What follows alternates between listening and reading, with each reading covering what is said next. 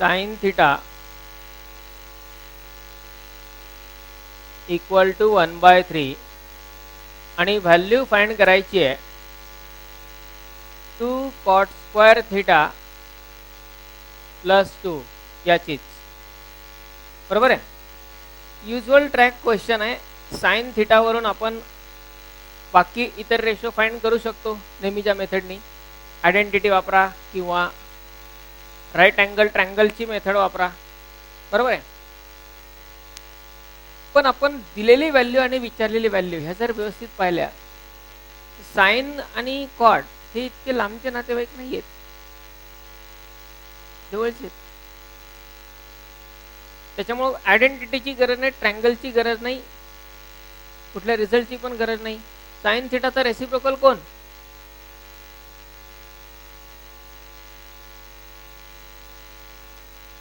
Cosec, बरोबर आहे. आणि कोसेक आणि कॉटची आयडेंटिटी असते, नातं फार लांबचं नाहीये.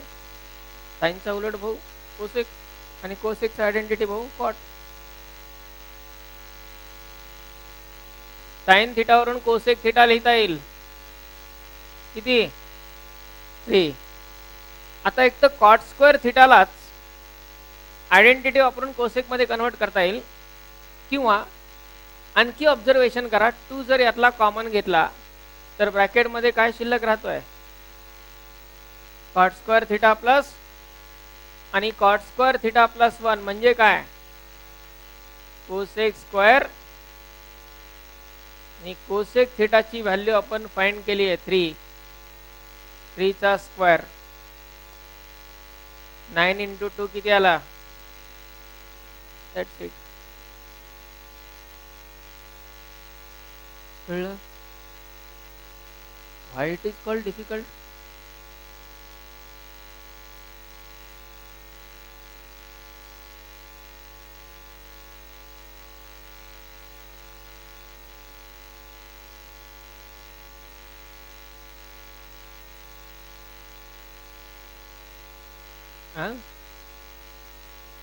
दुसऱ्या प्रकारे केलं, दुसऱ्या प्रकारे पण चालेल.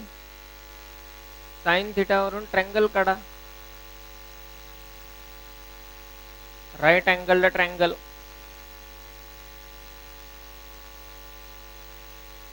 साइन थिटा म्हणजे अपोजिट साइड अपॉन हायपोटेनियस. 1/3 ही व्हॅल्यू दिलेली आहे. Opposite side 1, hypotenuse 3. Adjacent side काय येईल? √8. यावरून कॉट थिटा पाहिजे आपल्याला. कॉट थिटा एकच रेशो पाहिजे. कॉट थिटाची व्हॅल्यू काय? Adjacent side upon opposite side.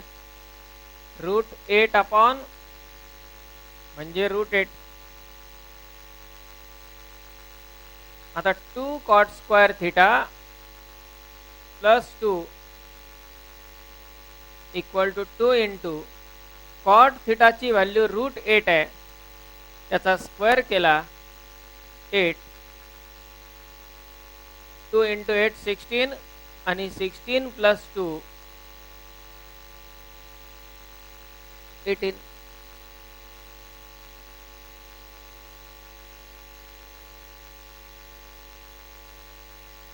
दुसरी मेथड, तिसरी वापरू शकता तुम्ही, आयडेंटिटीज वाली. साइन थिटा वरून आयडेंटिटी वापरून कॉस काढा. कॉस कळाला की cos upon sine.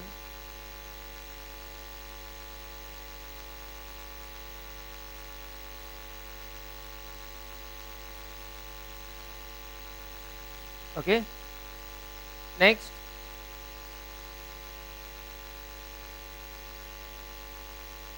Okay, 4 and 47. 4 number अँगल्सचा आहे ना. आधी आपण 47 घेऊ, मग 4 कडे जाऊ. 47 जर झालेल्या एक्झाम्पल्स वरती आपलं पुन्हा वर्किंग होत असेल तर 47 यायला हरकत नाही. कदाचित त्या दिवशी आला नसेल, पण परत जर पाहिला तर आला असता. 47 नंबर क्वेश्चन काय आहे? If B tan theta equal to A, फक्त संख्या ऐवजी लेटर्स आहेत. B tan theta equal to A ही व्हॅल्यू दिलेली आहे. म्हणजेच आपण असं म्हणू शकतो टॅन थिटाची व्हॅल्यू काय दिलेली आहे? ए अपॉन, आणि फाइंड काय करायचं आहे value? A sine theta minus b cos theta divided by denominator a sine theta plus b cos theta.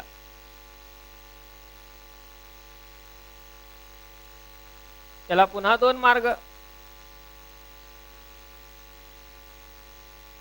एक म्हणजे टॅन थिटा वरून साइन आणि कॉस शोधा, मग ते आयडेंटिटी वापरून शोधा, की राईट अँगल ट्रँगल वरून शोधा. बरोबर आहे. पण अशा कॉम्बिनेशनला आणखी एक सोपा मार्ग आहे हे सांगितलं होतं एका एक्झाम्पल मध्ये. काय करता येईल बरं?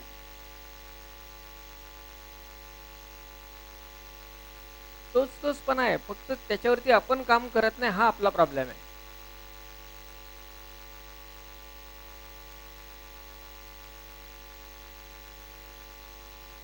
याच क्वेश्चन बँक मधलं एक्झाम्पल घेतलेलं, खूप जुनं पण नाही, असं 3-4 दिवसापूर्वीचं असं जुना काळ पण नाहीये इतका. हीच क्वेश्चन बँक जी सुरू आहे. Yes, divide numerator and denominator by cos theta. इथं क्वाड्रंट दिलेला नाहीये. क्वाड्रंट दिलेला नाही याचा अर्थ एक तर त्याची गरज नाही, किंवा दुसरा काहीतरी सोपा मार्ग अवेलेबल आहे.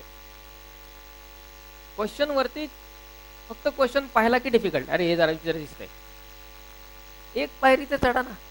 एकही पायरी न चढता जर आपण डिफिकल्ट म्हणू लागलो तर आपण कधीच वर पोहोचणार नाही. आपण तिथल्या तिथेच घुटमळत राहू, कारण हजारो प्रॉब्लेम्स आहेत. पण ऑलमोस्ट सगळ्यांसाठी काही कॉमन थिंग्स आहेत, काही कॉमन फंडामेंटल्स आहेत, त्याच्यावरती वर्किंग ची प्रॅक्टिस करावी लागणार आहे. किमान झालेलेच जे एक्झाम्पल आहेत, जे आपण ऑलरेडी सोडवलेत, त्याच्यावरती पुन्हा स्वतः वर्किंग आवश्यक आहे. बऱ्याच जणांची स्ट्रॅटेजी असते, आता एक्झाम्पल सोडून दिलंय ना, त्याचं उत्तर आलंय ना, आपण ते खरडून घेतलंय ना, मग परत डबल बघणं म्हणजे महापाप असतं.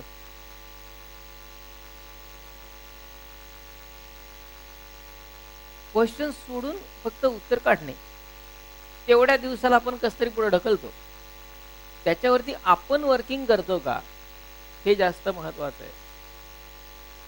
अशा प्रकारचं दिसणार एक्झाम्पल आणखी याच्यामधलं कुठलं होतं का?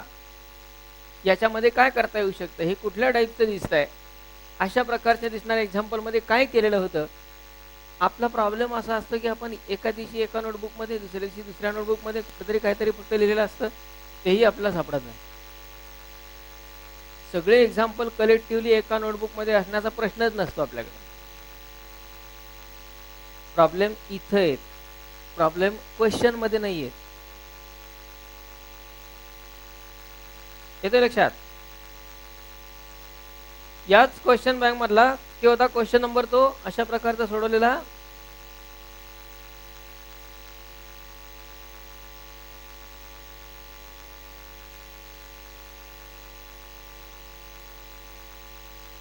क्वेश्चन नंबर पण सांगतो मी तुम्हाला, 28 नंबरचा,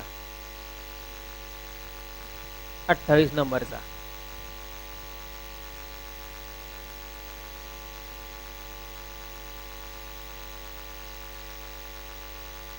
सेम एग्जाम्पल.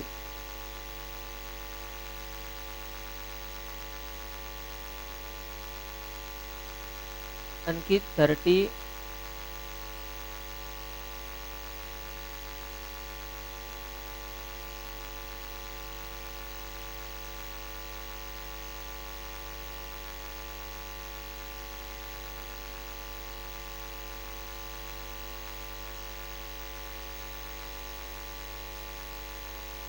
काय करता येईल मग? Divide numerator and denominator by cos theta. Numerator आणि डिनॉमिनेटरला कॉस थिटाने डिवाइड करायचं. न्यूमरेटरला a sin theta plus b cos theta divided by cos theta. डिनॉमिनेटरला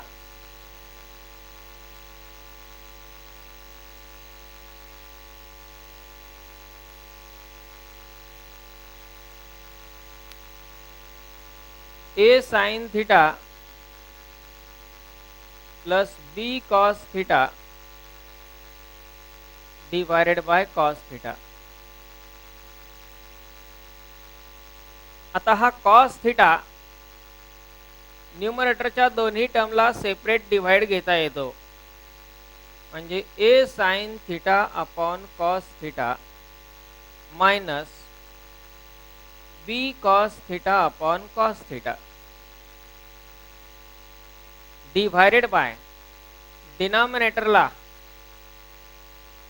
same a sin theta upon cos theta plus b cos theta upon cos theta. भरपूर वेळेस अशा प्रकारची term समोर येणार आहे, स्पेशली कॅल्क्युलस डेरिव्हेटिव्ह इंटिग्रेशन्स मध्ये वगैरे. तर एक स्पेशल ग्रुपच आहे अशा प्रकारच्या टर्म्सचा, टॅनचा.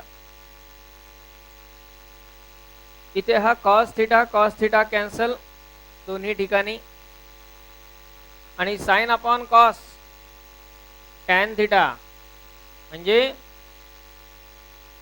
a tan theta minus b divided by a tan theta. म्हणजे इथं काय केलं आपण, टॅन वरून साइन कॉस दोन दोन रेशो शोधण्यापेक्षा ह्याच साइन कॉसला कन्व्हर्ट केलं टॅन मध्ये. आता जेव्हा पहिल्यांदा या प्रकारचं एक्झाम्पल मी घेतलं होतं तेव्हा मी असंही म्हटलं होतं काहीतरी की याच्यावरून ज्यांचे ऑब्झर्वेशन्स क्लीन असतात ते डायरेक्ट ही स्टेप पण लिहू शकतात.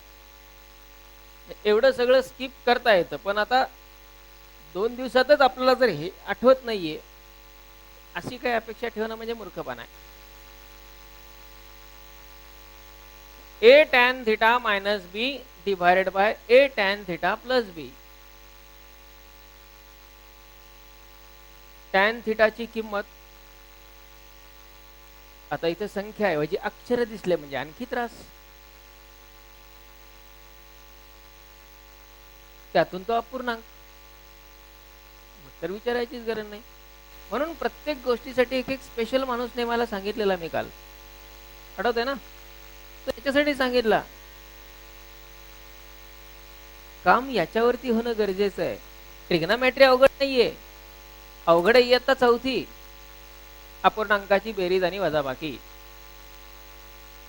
अवघड येतात अल्जेब्रिक फॉर्म्युले, सिम्प्लिफिकेशन्स. प्रॉब्लेम तिथे आहे आणि तो प्रॉब्लेम कायमस्वरूपी सगळ्यांना नेहमीच असतो. आपल्याला नवीन आजार नाही येतो, तो सगळ्यांचा कॉमन आजार आहे.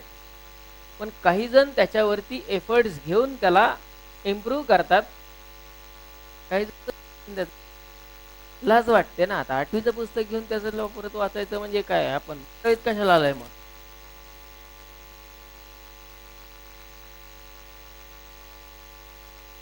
बरोबर आहे. टॅन थिटाची व्हॅल्यू त्याला a multiply a upon b minus पुढे b तसाच डिवाइडेड बाय डिनॉमिनेटरला a इंटू परत टॅन थिटाची value a upon b plus b. म्हणजे न्यूमरेटरची पहिली टर्म आली a square upon b minus b divided by डिनॉमिनेटरची पहिली term a square upon b आणि पुढे प्लस b.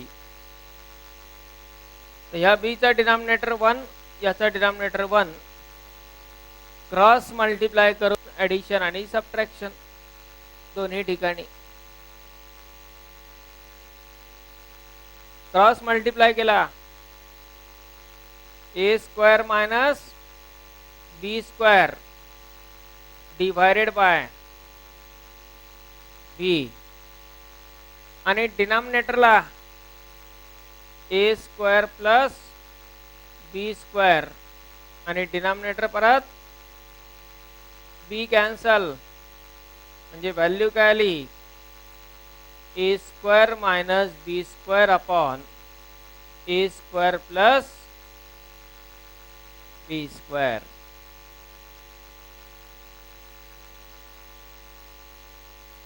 हेच एक्झाम्पल तुम्ही आयडेंटिटी मेथडनी किंवा ट्रँगल मेथडनी केले सॉल्व होईल, पण त्यात कॉम्प्लिकेशन थोडं जास्त येईल, कारण संख्या नाही आहेत, अक्षर आहेत.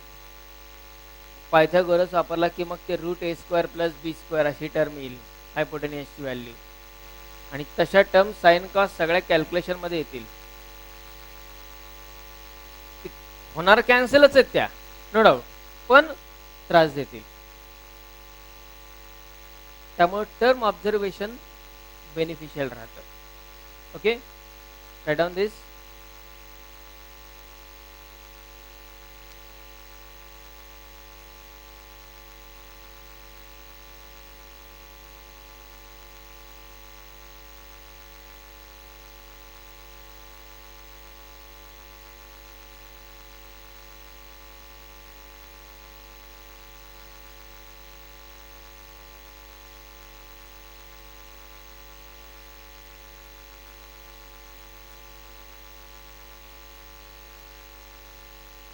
क्वेश्चन नंबर 34 काल सोडवलं ना आपण.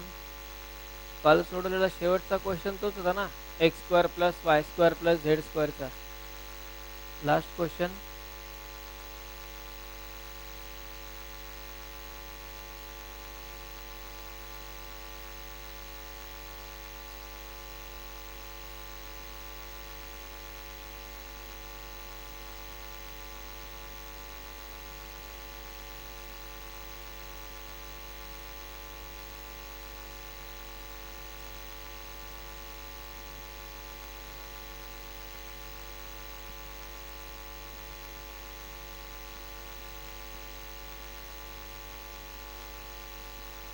येस,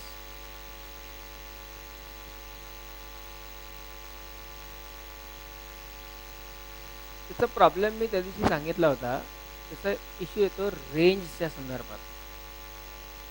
कारण आता समजा इथं ए आणि बी ठीक आहेत, पण समजा आता टॅन थिटा इक्वल टू दिलं 1/2, टॅन थिटाचं 1/2 दिलं, साइन थिटा 1 घेणार, कॉस थिटा 2 घेणार.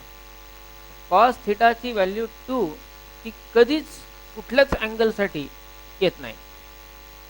डोमेन आणि रेंजचा पुढचा आपला पॉईंट आहे, आपल्याकडे जायचं त्याकडे. अशा सिच्युएशनमध्ये ती व्हॅल्यू घेणंच चुकीचं आहे, कारण त्याची रेंजच असते -1 ते +1 च्या दरम्यान. अशा वेळी हा बी जर 1 पेक्षा मोठा असेल किंवा ए जर 1 पेक्षा मोठा असेल, त्यांना प्रॉब्लेम नाही आहे, पण साइन कॉसला प्रॉब्लेम आहे. अशा वेळी ते टेक्निकली रॉंग होतं, आणि काही ठिकाणी त्या व्हॅल्यूज कोइन्सिडेंटली रेशोच्या फॉर्ममध्ये असल्यामुळे बरोबर येतात, नो डाऊट. पण मग तीच ट्रिक, तोच ट्रॅक आपण इतर वेगळ्या प्रकारच्या काही क्वेश्चनला तो वापरला तर तिथे 100% मिस्टेक होतं. म्हणून तो काही ग्रुपसाठी जरी कोइन्सिडेंटली आन्सर बरोबर देणारा तो असला तरी सुद्धा काही ठिकाणी जिथं आता रेशो आहे, रेशो असल्यामुळे कॅन्सलेशन्स होतात, प्रोपोर्शनल असतात ते, त्यामुळे इथं पण आन्सर येईल ते. साइन थिटाच्या जागी ए टाका, कॉस थिटाच्या जागी बी टाका, टॅन म्हणजे साइन अपॉन कॉस. अशा एक्झाम्पल्समध्ये ते मॅच होईल, नो डाऊट. अशा ठिकाणी तुम्ही वापराही, काही प्रॉब्लेम नाही. पण तुम्हाला स्ट्रिक्टली हे नंतर माहिती पाहिजे की ज्यावेळी रेशो फॉर्ममधले आन्सर्स नसतील, एक्झाम्पल नसतील, अशा ठिकाणी त्या प्रकारच्या व्हॅल्यू घेण्याची सवय घातक ठरू शकते. ओके, आपण जर स्ट्रिक्टली फक्त अशा प्रकारच्याच एक्झाम्पलला हे वापरायचं म्हटलं तर वापरू शकतो, काही प्रॉब्लेम नाही. ओके,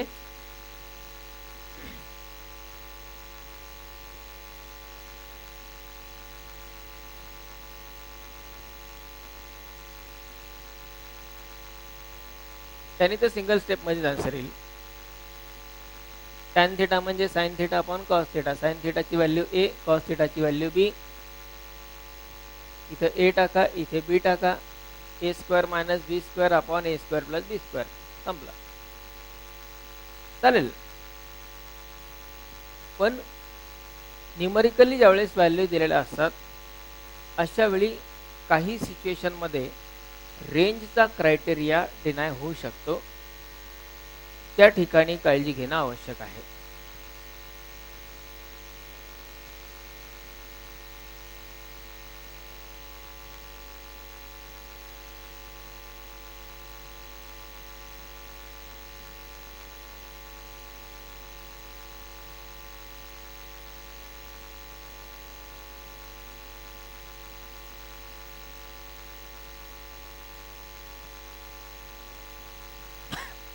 म्हणजे फॉर एक्झाम्पल जर आपल्याला व्हॅल्यू एवढीच विचारली असती, ए sine theta minus b cos theta, आत्ताच्या त्या ट्रिकनुसार काय यायला पाहिजे? याचा आन्सर काय यायला पाहिजे? ए स्क्वेअर मायनस, पण ते रॉंग आहे. आता तुम्ही तेच ट्रायंगलनी सोडून बघा. त्याची व्हॅल्यू जी येते ती ए square minus B square upon route ए स्क्वेअर प्लस बी स्क्वेअर अशी व्हॅल्यू येते. आयडेंटिटी वापरून, ट्रायंगल वापरून सोडून बघा, हे आन्सर येतं. म्हणजे इफेक्ट अशा ठिकाणी होतो. आता इथं रेशो विचारल्यामुळं काय झालं? दोन्ही ठिकाणी हा अपॉन आला आणि तो कॅन्सल होतो, म्हणून कोइन्सिडेंटली आपली व्हॅल्यू करेक्ट येते. बरोबर. पण ती ट्रिक फक्त एवढेच टर्मची व्हॅल्यू विचारली, फेल जाते. ओके.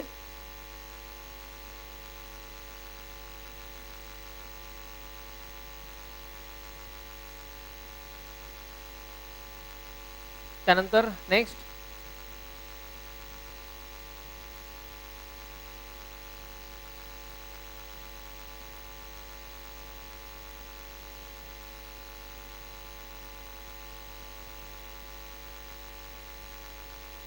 (48). तुम्ही काय सोडवत आहे का नाही सोडत आहे? उगाच माणूस सोडून द्यायला लागला म्हणून काही सोडून घ्यायला लागले का?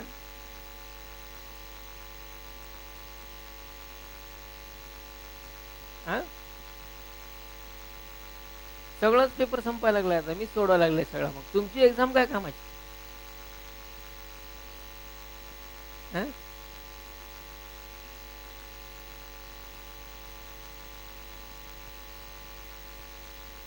6 थीटा मायनस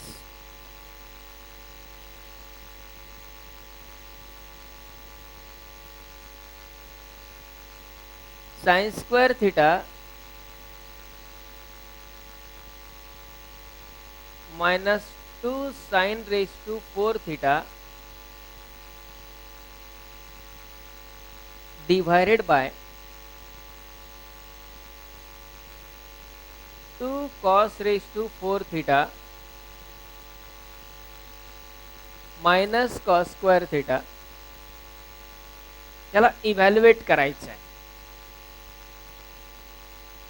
इव्हॅल्युएट करून याची व्हॅल्यू फाइंड करायची. ऑप्शन्स दिलेले आहेत 0 1 2 3 अशा प्रकारच्या व्हॅल्यू दिलेल्या आहेत. म्हणजे कॉन्स्टंट नंबर व्हॅल्यू येते.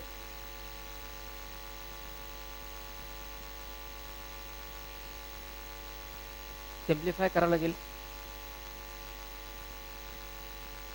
काय काय करता येईल सिम्प्लिफिकेशन साठी?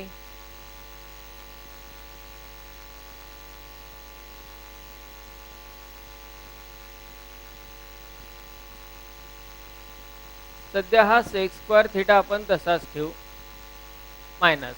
आधी त्या रेशोचं बघू काय आहे ते. न्यूमरेटरच्या दोन्ही टर्म मधून साइन स्क्वेअर थीटा कॉमन येतोय. Okay, sine square theta common घेतला. ब्रॅकेटला काय शिल्लक राहिलं? 1 minus 2 sine square divided by डिनॉमिनेटरच्या दोन्ही टर्म मधून कॉस स्क्वेअर थीटा कॉमन येईल. ब्रॅकेटला काय राहिलं? 2 cos स्क्वेअर थिटा -1.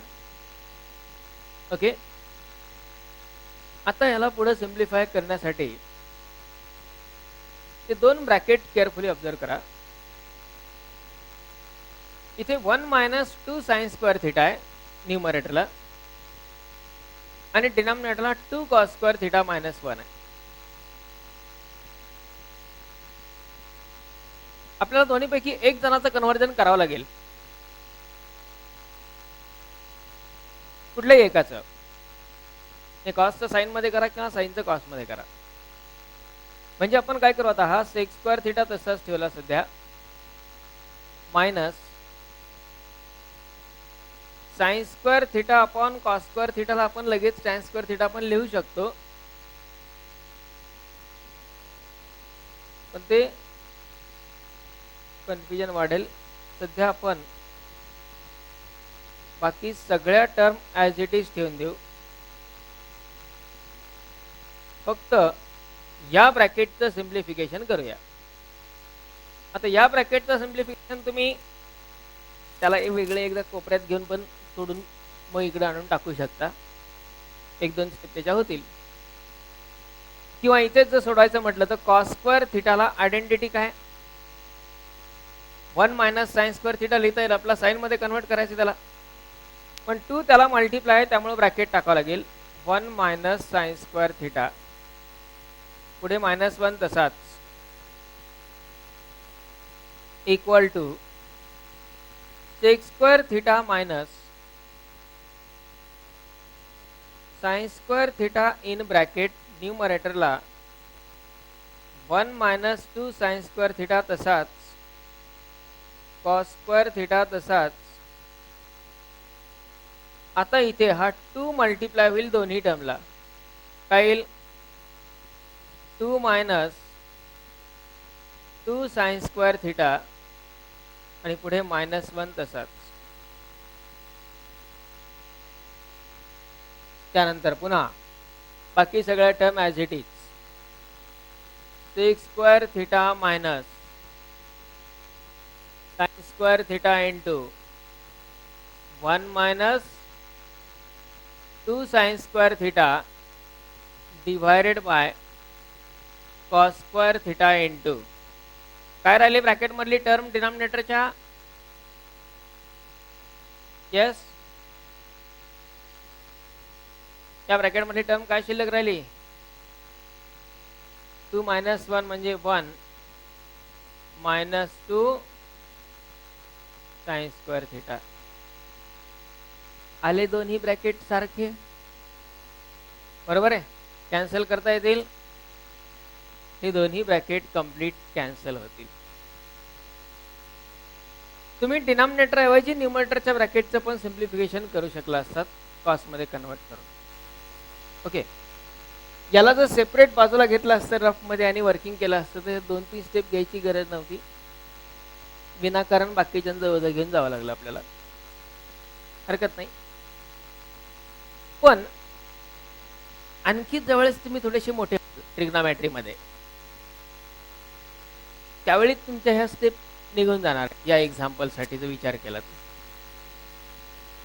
ज्यावेळी आपण मल्टिपल फॉर्म्युले असा ग्रुप पाहणार आहे, 5वा ग्रुप, महत्वाच्या 5 ग्रुप मधला, त्यात हे डायरेक्ट फॉर्म्युलेच आहेत. 1 - 2 sin स्क्वेअर थिटा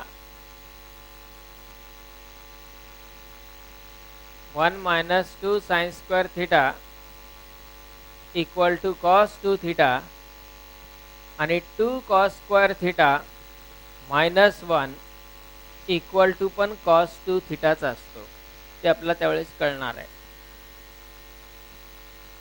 आणि जर तो फॉर्म्युला ज्यावेळी आपल्या समोर येईल तेव्हा आपण या दोन्ही टर्मला डायरेक्ट cos 2 थिटा लिहिलं, कॅन्सल. ओके, त्यामुळे ते एका स्टेप मध्ये काम होणार आहे तो ग्रुप झाल्यानंतर. आता फक्त हे आयडेंटिटी वापरून आपण सिम्प्लिफाय केलंय. शिल्लक काय राहिलं, sec square theta minus sine square theta upon cos square theta म्हणजे काय, आणि आता याची value 1 from identity.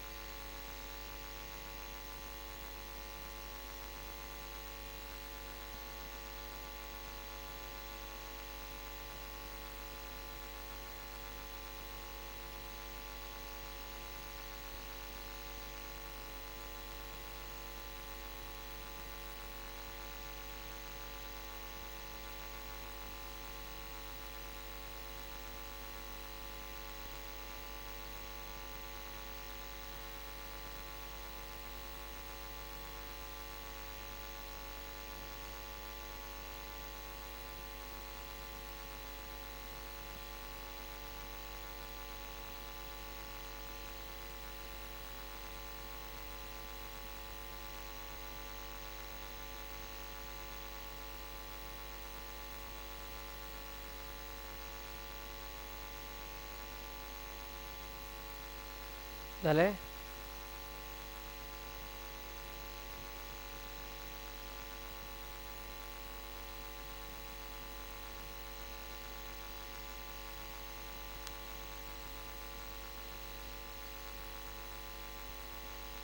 Next.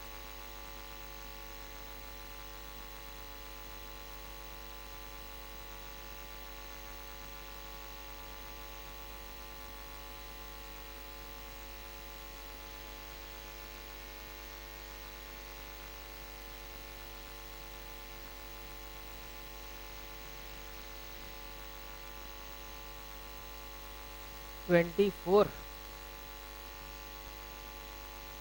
Direct standard अँगलच्या व्हॅल्यूजच टाकायच्या आहेत.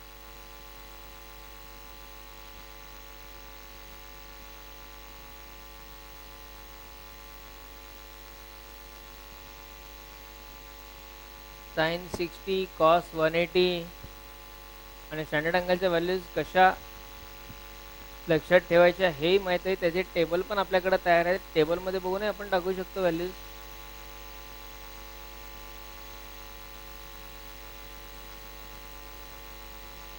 $24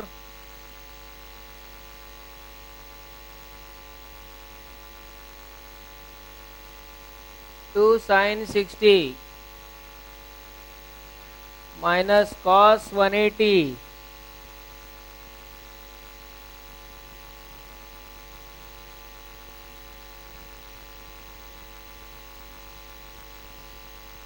प्लस 1/3 sin 270 सगळे स्टँडर्ड अँगल आहेत. व्हॅल्यूज फक्त माहिती पाहिजेत. 2 इंटू साइन 60 ची व्हॅल्यू साइन 60 √3/2 मायनस कॉस 180 ची व्हॅल्यू -1 आणि plus 1/3 into sine 270 -1 2 cancel √3 minus into minus +1 आणि plus into minus √3 as it is option मध्ये तसाच ठेवलाय. यांचं फक्त सबट्रॅक्शन करायचे. 1 - 1/3 किती +2/3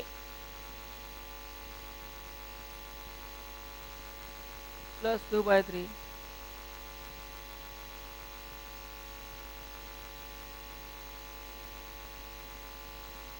यात काय डिफिकल्ट होतं.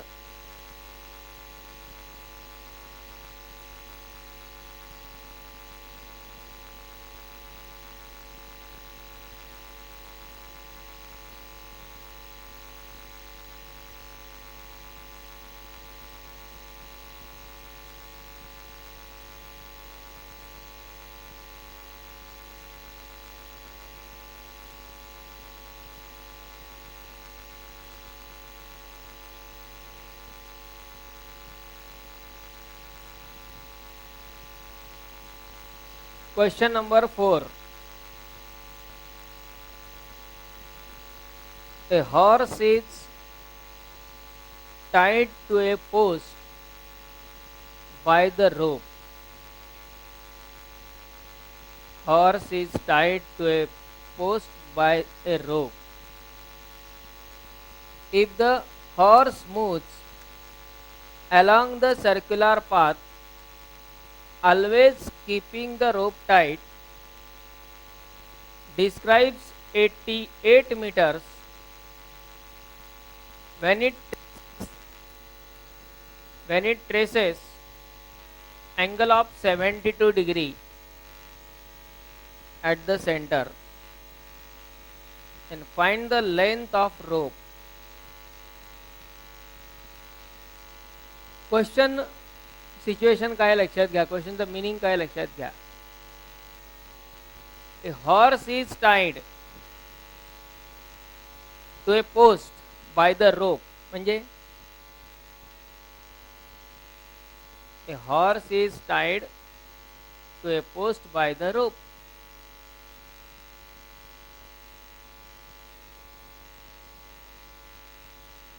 म्हणजे काय.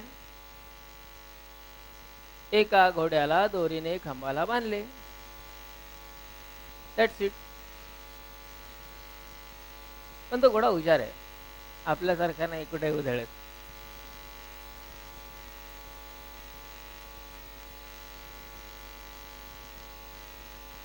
या प्रकारे सिच्युएशन आहे.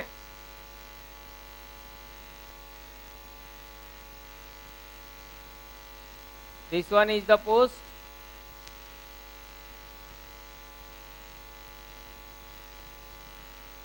आणि इथे हॉर्स आहे.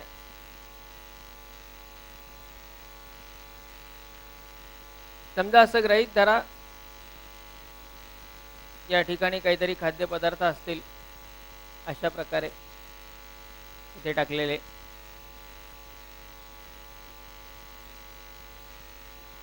त्यामुळे तो कम्प्लिटली त्याचा जो त्यानं फॉलो केलेला जो पाथ असेल तो या प्रकारे असणार. बरोबर. या प्रकारे तो फिरतोय. आता सिच्युएशन काय, तो सेंटरला किती अँगल तयार करतोय? 72 डिग्री एवढा अँगल तयार करतोय. आणि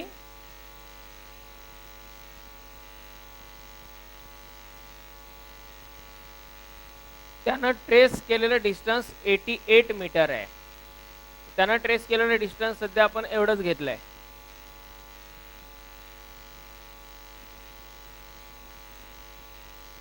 हे डिस्टन्स 88 मीटर आहे. हे डिस्टन्स म्हणजे काय? Length of arc. आणि 72 डिग्री काय? Central angle. बरोबर आहे. लेंथ ऑफ आर्क म्हणजे एस 88 मीटर दिलेला आहे. आणि सेंट्रल अँगल थिटा 72 डिग्री, पण त्याला कन्वर्ट करायला लागेल रेडियन मध्ये. काय येईल? 72 मल्टिप्लाइड बाय पाय अपॉन 180. त्याला सिंप्लिफाय करा. काय येईल? 2 पाय बाय 5.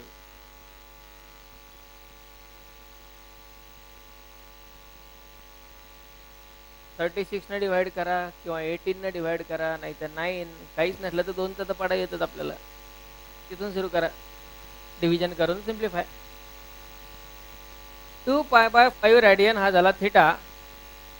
आपला रेडियस विचारली आहे, सॉरी आपला विचारलंय लेंथ ऑफ रोप.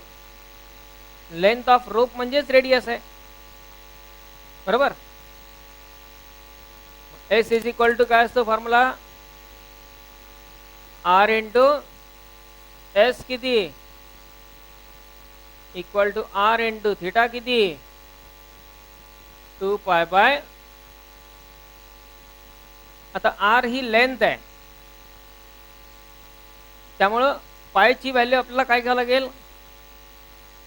22/7 किंवा 3.14.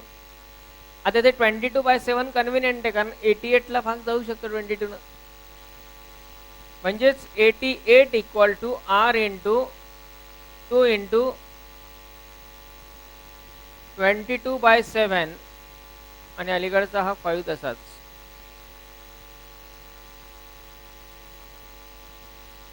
टू इंटू 22 म्हणजे 44. 7 इंटू 5 म्हणजे 35. घ्या इकडे 88 इंटू 35 अपॉन 44 इक्वल टू 44 ने डिवाइड केलं. R equal to 70 metre is length of rope. Okay. चित्र काढायचं. ऍप्लिकेशनचा क्वेश्चन असला ना की काही इन्फॉर्मेशन दिली तर नसं चित्र काढायचं, कळतं काय ते. याच्यातच असं विचारलं असतं सेंट्रल अँगल थिटा आहे आणि लेंथ ऑफ आर्क 88 आहे, तर रेडियस काढा, ते जमलं असतं. कारण फॉर्म्युला तोच वापरलाय आपण, पण त्याला application point of view modify केलेलं आहे.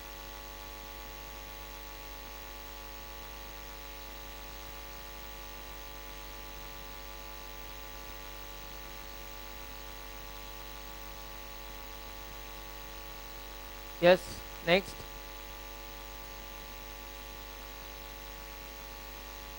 झाले का?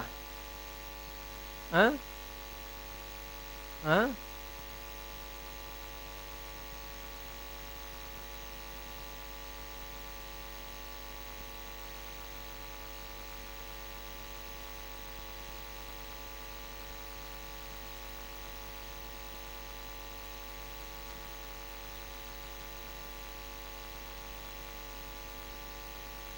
झालेत कंप्लीट आहे आणखी?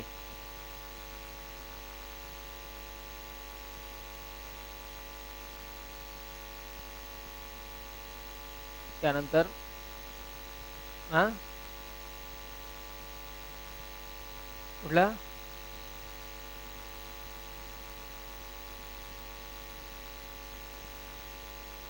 आहे कुठला आणखी? कुठला? हां,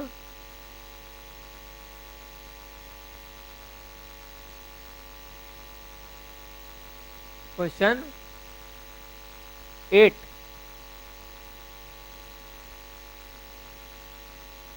एक number first.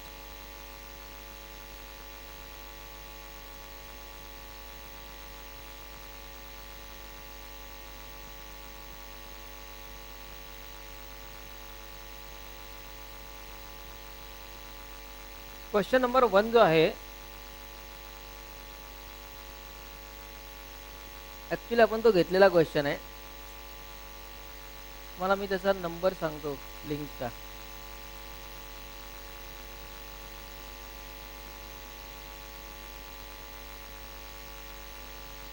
Angles and measurement मधला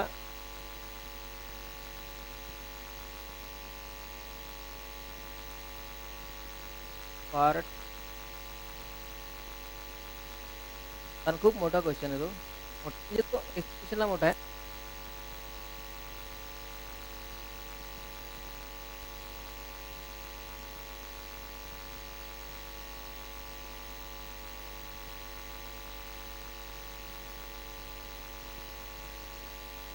पहिले 8 पार्ट जे आहेत ते अँगल्स अँड मेजरमेंटचे आहेत, बरोबर.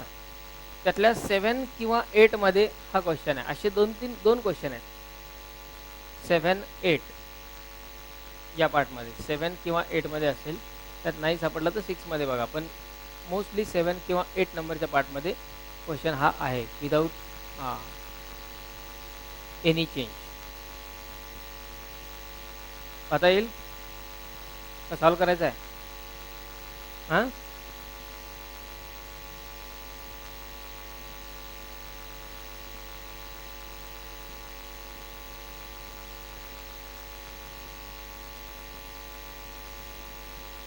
ठीक आहे. काय सांगितलंय क्वेश्चन मध्ये?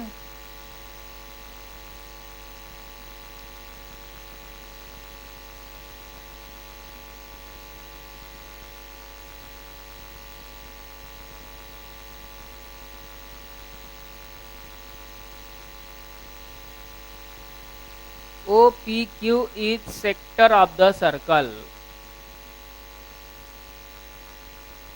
OPQ is sector of the circle.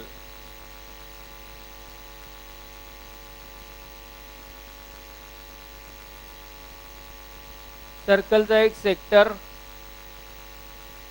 दिलेला आहे, ज्याचा सेंटर आहे O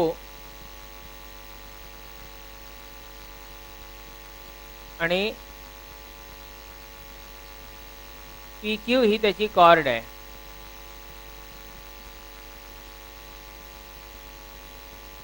OPQ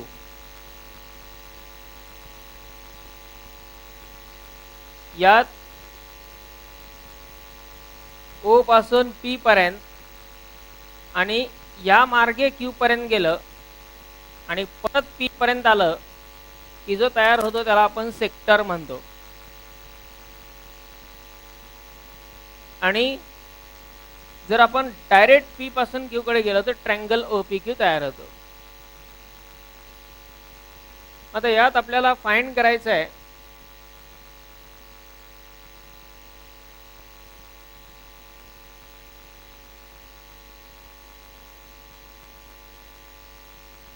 सर्कलची रेडियस दिलेली आहे 15 सेंटीमीटर. R इक्वल टू 15 आहे, म्हणजे ही पण लेंथ 15 होणार. Measure of angle POQ, measure of angle POQ म्हणजे हा जो अँगल आहे याचं मेजरमेंट दिलेलं आहे 30 डिग्री, जो की सेंट्रल अँगल आहे. आणि विचारलंय calculate the area enclosed by arc PQ and chord PQ. Arc PQ आणि कॉर्ड PQ यांनी एनक्लोज केलेला म्हणजे हा एरिया आपल्याला फाइंड करायचा आहे.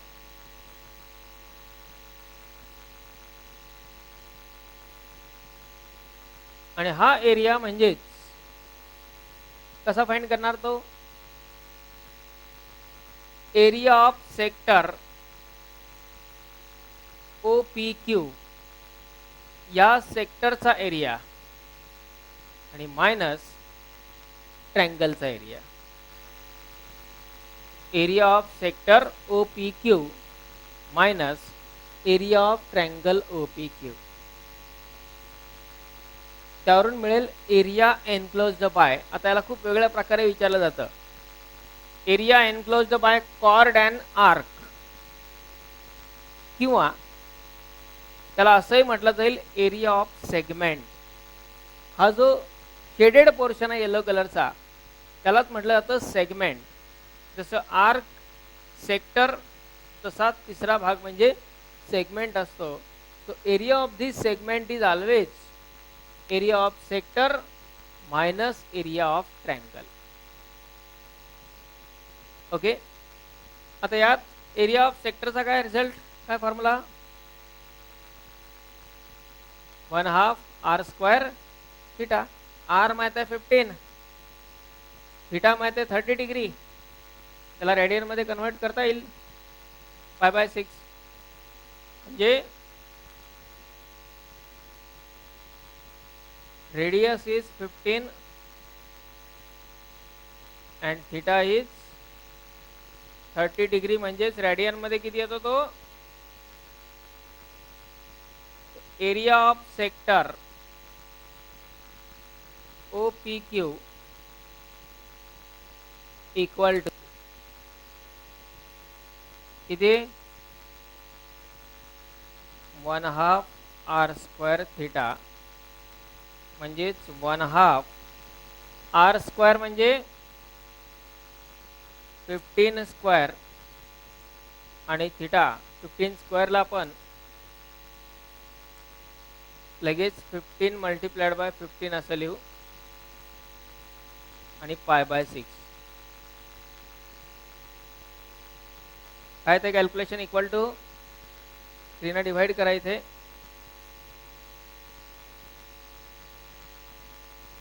75 पाय अपॉन 4. 75 पाय 4. ओके. हा झाला एरिया ऑफ सेक्टर. त्यानंतर आता राहिला एरिया ऑफ ट्रँगल. कसा फाइंड करणार आहे ट्रँगलचा area?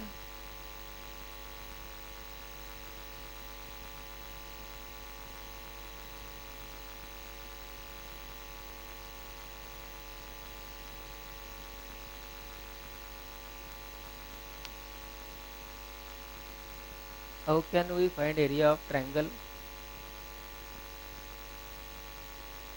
Yes, half into base into height. याचा बेस कोण आहे? PQ. किती आहे माहिती आहे? लेंथ, हाईट माहिती आहे, बेसही माहित नाही, हाईटही माहित नाही, एरिया कसं काढणार? फॉर्म्युला तर बरोबर आहे 1/2 बेस इंटू हाईट, पण आता दोन्ही माहित नाहीत ना, मग काय करायचं?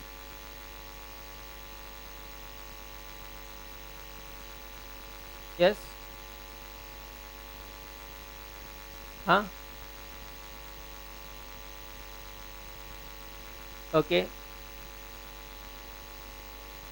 ओके. कशी?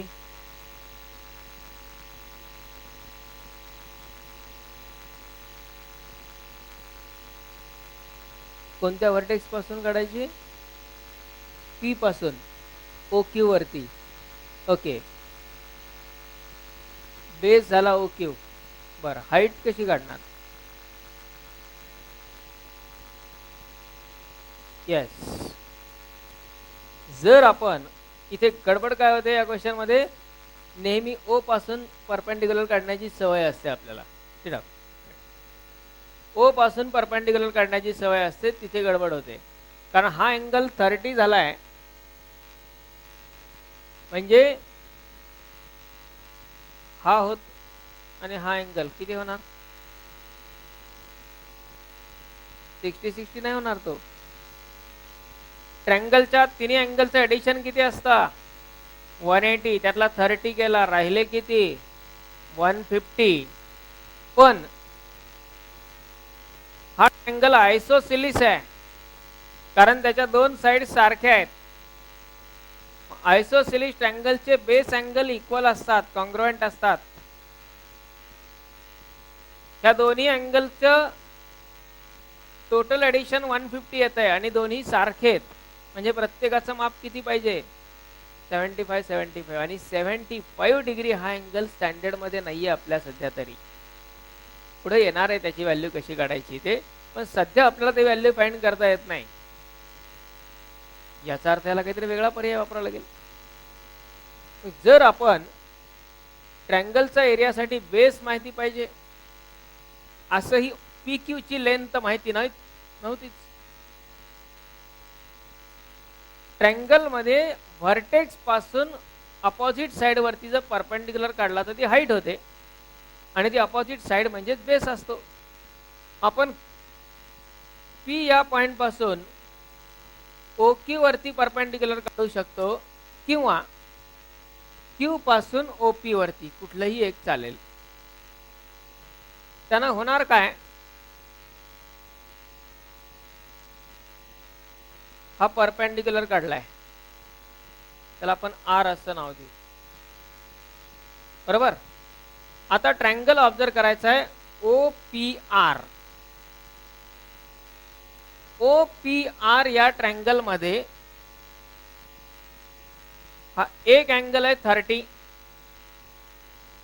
हा दुसरा अँगल आहे 90. म्हणजे हा उरला कितीचा, 30 60 90 चा ट्रँगल तयार झाला. बरोबर आहे. Triangle O P R is 30 60 90. 30 60 90 च्या थेरम नुसार 30 च्या समोरची साइड काय असते, हायपोटेनियसच्या हाफ. आता इथं हायपोटेनियस किती आहे, हायपोटेनियस म्हणजे ओपी. ट्रँगल ऑब्झर्व करा, हायपोटेनियस म्हणजे ओपी, जी की राईट अँगलची अपोजिट साइड आहे. हायपोटेनियस आहे 15 आणि 30 च्या अपोजिट साइड आहे P R. P R equal to 1/2 hypotenuse. बरोबर. म्हणजे किती झाला तो, 15/2. बरोबर.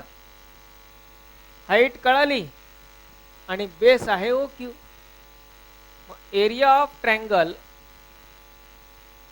ओ पी क्यू या ट्रँगलचा बेस ओ क्यू आणि हाईट पी आर. बेस किती झाला 15 आणि हाईट किती 15 मल्टीप्लाइड बाय 15, 225/4. हा झाला एरिया ऑफ ट्रँगल. आणि आता रिक्वायर्ड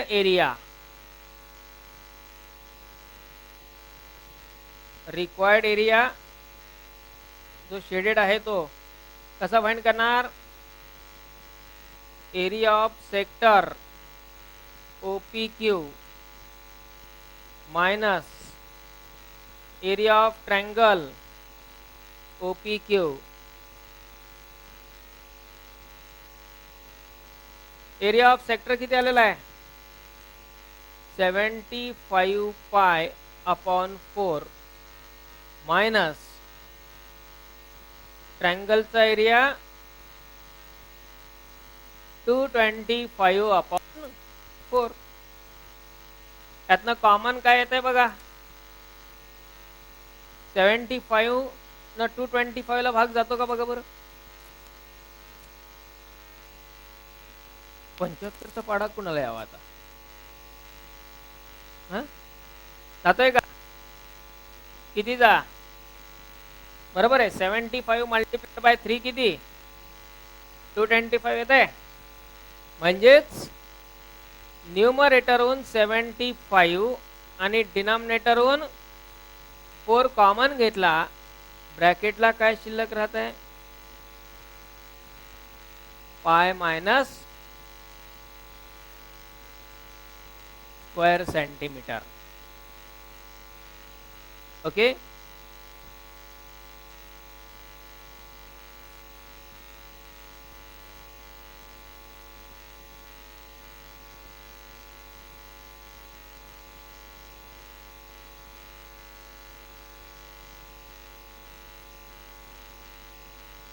ऍक्च्युअल डिफिकल्टी असणारा क्वेश्चन शेवटी आला की तो नेहमीपेक्षा थोडासा वेगळा, पण मायनर चेंज.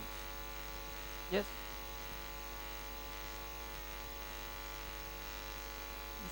सेंट्रल अँगलचा प्रॉब्लेम आहे. हा असा काढला तर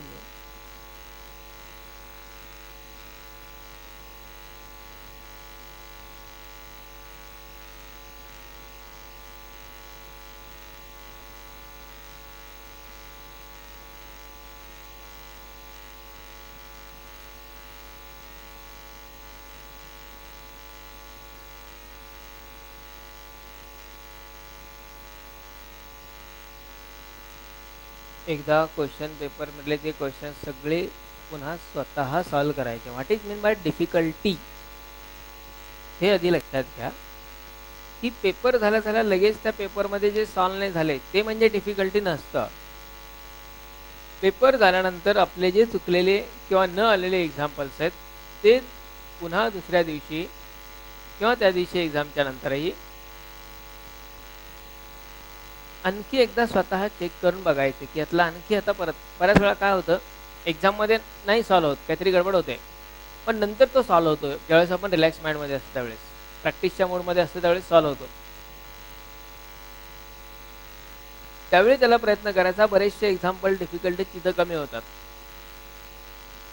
त्यानंतर ज्यावेळी आपण त्याला स्वतः पुन्हा प्रयत्न करतोय आफ्टर एक्झाम, तेव्हा आपण हे व्हेरीफाय करायला पाहिजे, बघायला पाहिजे की हा काय क्वेश्चन आहे, कशा प्रकारचा, आणि या टाईपचा कुठला क्वेश्चन आपण आधी सोडवलाय का, त्यासारखा हा दिसतोय का. आणि महत्त्वाचं म्हणजे तुमच्या रिपोर्ट्समध्ये तुम्हाला प्रत्येक क्वेश्चनचे सोल्युशन्स किंवा हिंट्स मिळतात पाहायला, बरोबर आहे. त्याचा रेफरन्स घेऊन ट्राय करायचा, हे जमतंय का आपल्याला. सगळे प्रयत्न करून जे नाही जमणार ते म्हणजे डिफिकल्ट. किमान 4 पायऱ्या तर चढा, नंतर आपण बघूया वरती कसं घेऊन जायचं. आपण जर पहिल्या पायरीवरून पुढे जातच नाहीये तर इम्प्रूव्हमेंट होणार नाही. प्रत्येक क्वेश्चन पेपरचं अनालिसिस नंतर व्हायला पाहिजे, हे असं हे लक्षात घ्या. पण डिफिकल्टी शुड बी मिनिमाइज, नाहीतर मग काय होतंय, संडेला पेपर होतोय त्याच्या डिफिकल्टीमध्येच पुढचा आठवडा निघून जातो आणि मग पुढच्या एक्झाम मध्ये विचारायचं काय पुढचं, बरोबर आहे. 1 किंवा 2 दिवस त्याच्यामध्ये, मोस्टली तर 1 दिवसातच क्लिअर व्हाव्यात डिफिकल्टीज. एक्झामच्या दुसऱ्या दिवशी 1 दिवस डिफिकल्टीला द्यायला काही प्रॉब्लेम नाही आहे, काही हरकत नाही आहे. तर पुढचे 4-5 दिवसापैकी 4 दिवस डिफिकल्टीमध्ये जात असतील, आता आपण 1 दिवसात जे लर्न करणार ते परत संडेच्या एक्झामला काय येणार. आता सुरुवात आहे टॉपिकची म्हणून डिफिकल्टी जास्त असणार, नो डाऊट. आपण आणखी टाईप जास्त झालेले नाहीच आहेत, त्यामुळे डिफिकल्टी जास्त येणारच होत्या. जसजसं आपण पुढे जाऊ, जसं आपण जास्त टाईप बघू, आता ह्या एक्झाम मधले जे क्वेश्चनचे टाईप होते ते पुन्हा या संडेच्या एक्झाम मध्ये रिपीट होणारच आहेत, पण ते परत एकदा डिफिकल्टी म्हणून समोर नाही यायला पाहिजेत. ते टाईप फक्त प्रॅक्टिस म्हणून क्लिअर करून पुढे जाणे. ओके ठीक आहे.